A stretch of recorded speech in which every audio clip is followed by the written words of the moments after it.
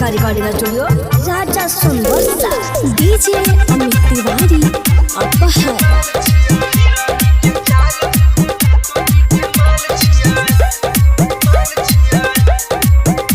Singing by Shyam सजनमा नाचे छै पातर की सबसे कमाल रे पिन्हन छै घघरा टूपी सला ले लाल रे सेब नियन एकर गोरे गोरे गाल रे देखै में लागै छै सबसे बवाल रे हिरन के चाल छियै महतो जी के माल छियै हिरन के चाल छियै महतो जी के माल छियै डीजे अमित तिवारी अपहर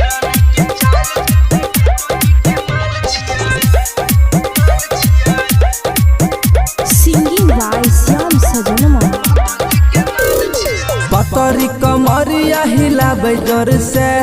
बुढ़ावा जवान का देखै छै गौर से पतरी कमरिया हिलाबै जोर से बुढ़ावा जवान का देखै छै गौर से मन के ख्याल छियै महतो जी के माल छियै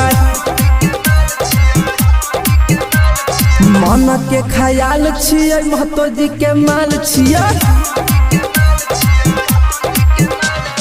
नाचे छै पतर की सबसे कमाल रे पिन्हन छै घघरा टूपी सला ले लाल रे सेब नियन एकर गोरे गोरे गाल रे देखै में लागै छै सबसे बवाल रे हिरन के चाल छियै महतो जी के माल छियै हिरन के चाल छियै महतो जी के माल छियै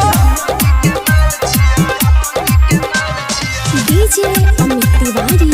अपहर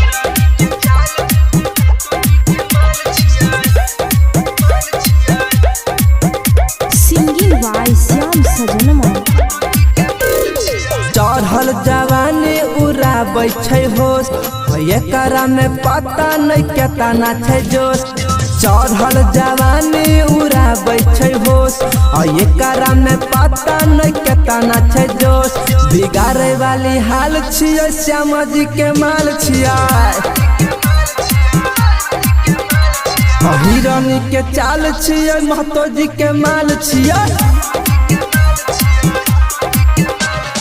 नाचे छै गोरकी सबसे कमाल रे पिन्हन छै घघरा टूपी सला ले लाल रे सेब नियन एकर गोरे गोरे गाल रे देखी के एकरा अजैया बेहाल रे विनोदवा के काल छियै सूरजा के माल छियै हिरन के चाल छियै महतो जी के माल छियै महतो जी के माल छियै।